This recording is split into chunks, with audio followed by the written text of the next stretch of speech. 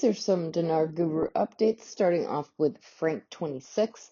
Iceman update. Iceman served 3 hitches in Iraq. He had to come home. His interpreter is still there. She calls once in a blue moon.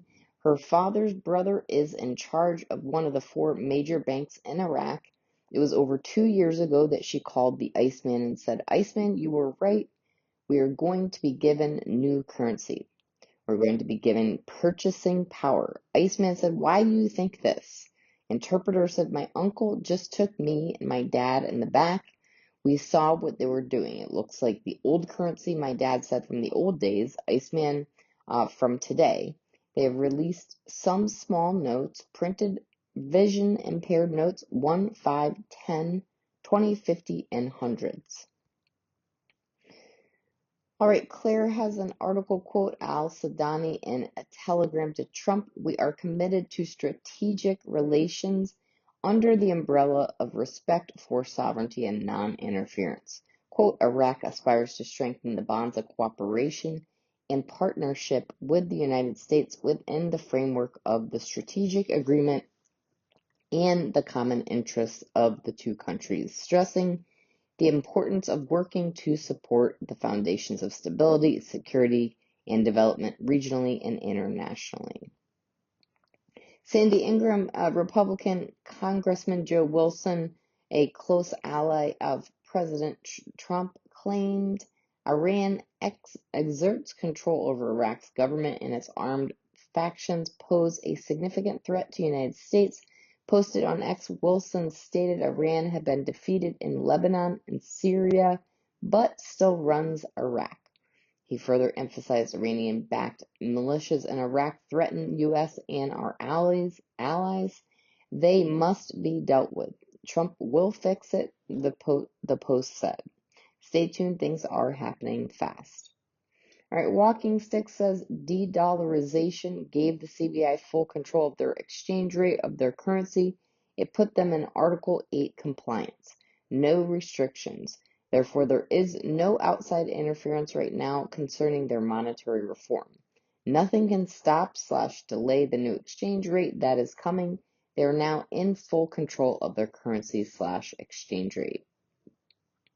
Militiaman article, quote, "Great progress has been made by Iraq in the filing of the joining of the World Trade Organization after resuming negotiations that were suspended for more than 16 years, stressing this step represents a part of Iraq's vision to enhance Iraq's role in the global trading system.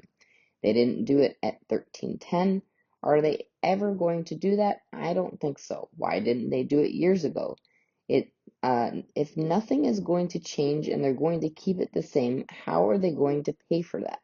I think it's far cheaper for Iraq to bring on a real effective exchange rate to meet compliance with Article 8 of the IMF Article 4.2. I think it's pretty exciting." Mark Zevia PDK comment: "Militiaman theorizes that the ID is worth 40% more than the Kuwait dinar due to oil reserves. My math guesses it'd be around $4.50 plus." Reference militiaman, that was from the 21st.